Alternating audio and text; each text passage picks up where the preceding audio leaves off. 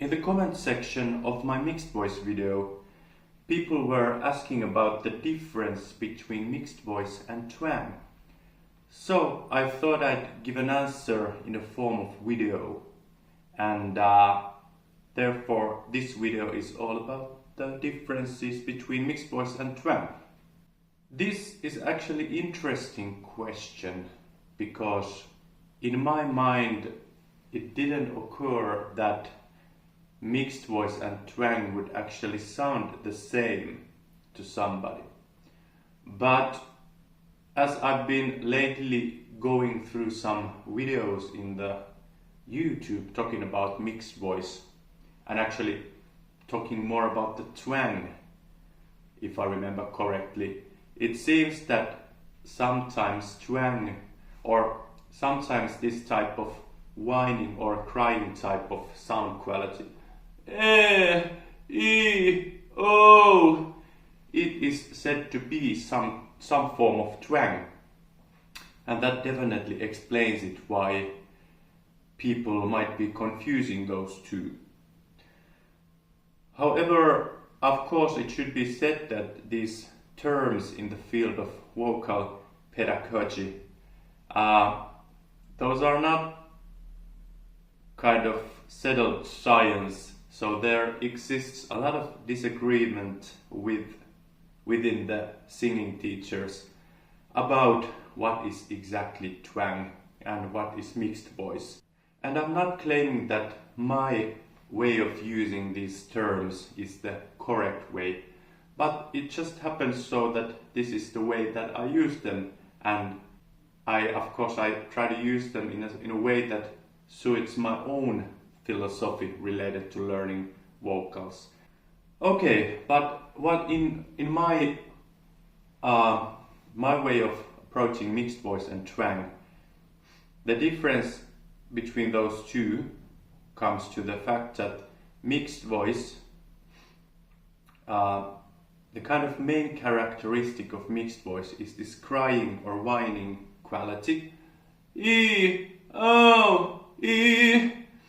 and at least in theory it seems that this sound quality, at least to some extent, results from the tilting of our thyroid arytenoid. While it tilts kind of down and forwards here, it simultaneously stretches the vocal folds, which in turn increases the pitch. And when this happens at the same time that we are getting relatively firm vocal fold closure, then we end up with this type of crying or whining sound quality, and that actually helps us to sing higher above the register break when we kind of maintain that quality, at least to some degree. Let's try it.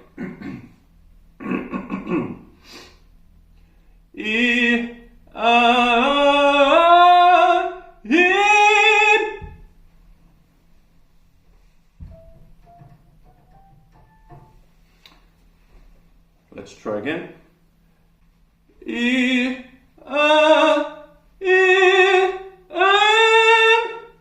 Something like that. It helps me sing above the register break while maintaining a sound quality that is not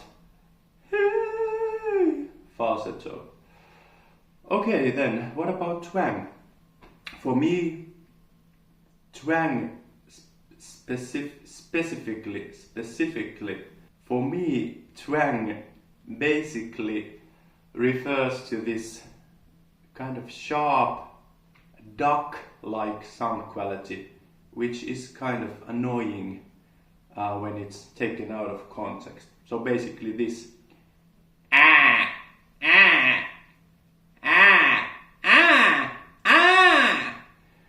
and also twang can actually help us sing above the register break, because, well, let's talk about that later, but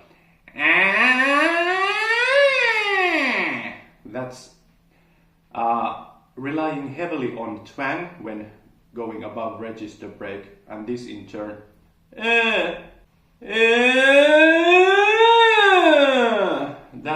relying on mixed voice. Mixed voice or the cry type of setting of the vocal instrument. So there's mainly the difference between twang and mixed voice, the way how I see it. Just to have some fun, let's try adding twang into other type of sound qualities or different type of sound qualities. You see, twang is something that you can sometimes have more or less. Sometimes it even is said that you should have some degree of twang always. I a little bit differ from that idea, not because I wouldn't find it useful to have some narrowing in this space, but for me it's useful to call the sound twang or being twanged only at that point when it really starts to sound like it really has the characteristic of in it. Before that, I don't see it useful to call it twang or the sound being twanged.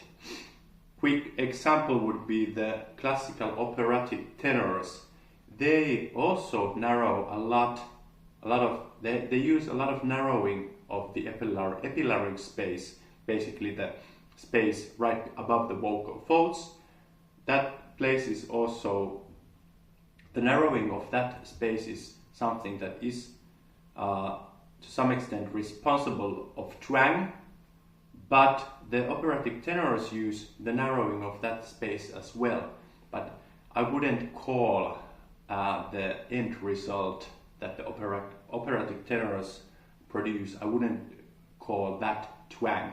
It has this very specific ring to it that has a huge ability to carry over the instruments of very large orchestras. But I would myself, my own opinion is that it would be maybe useful to kind of distinguish these two sound qualities, although I understand that somebody would like to call everything twang that involves narrowing of this space. Okay, but let's have a couple of examples. Do something totally else.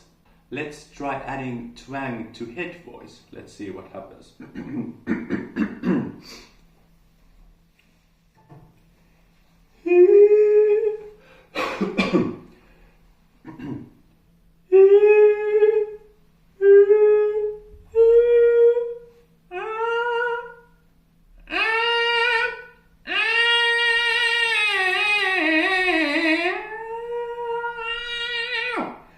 So what does it do? It has quite extensive effect on the head voice. And somebody might actually call that already mixed voice because it's not breathy and it's not kind of weak and leaking sounding anymore. The twang kind of also forces the vocal folds vibrate a little bit in a way that they spend longer time together in the vibration, which makes the sound less breathy. And the twang also affects acoustically in such a way that we get a lot of boosting of specific frequencies that bring about the characteristic quality of twang, which is the sharpness, the kind of annoying sharpness that I was mentioning earlier. Okay, now somebody might be wondering, what if we add twang to mixed voice? For sure, that can be done as well. But I must warn you, at some point when I add a lot of more and more twang to mixed voice, I'm not sure how much that is mixed voice at that point. You can judge by yourself.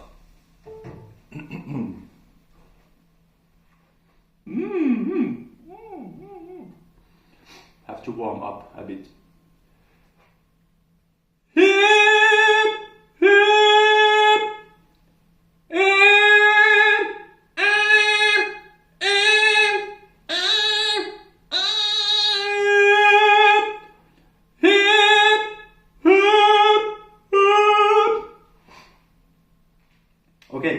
I was playing around with kind of different degrees of twang, and the couple of last ones I was actually aiming to open up. So I was aiming to put in kind of anti-twang, I could put it that way. I was trying to yawn a bit into the sound, so that was causing kind of the opposite effect of twang.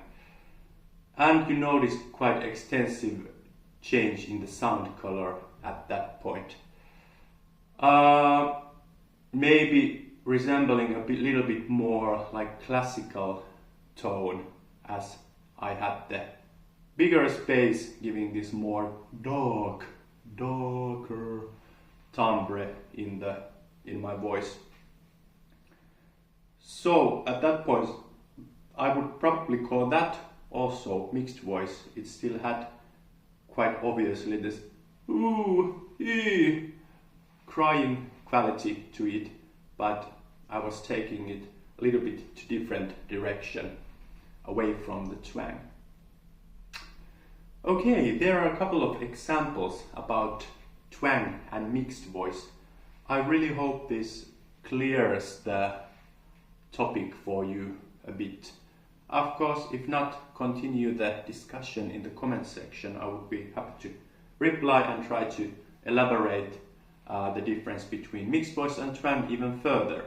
And if I feel like I might even do another video about it if it seems that people still have some confusion. Anyways, if you're new to the channel, consider subscribing, and all of you who are already subscribed, be sure to press the like button so the algorithm will be happy. I see you in the next video. Bye.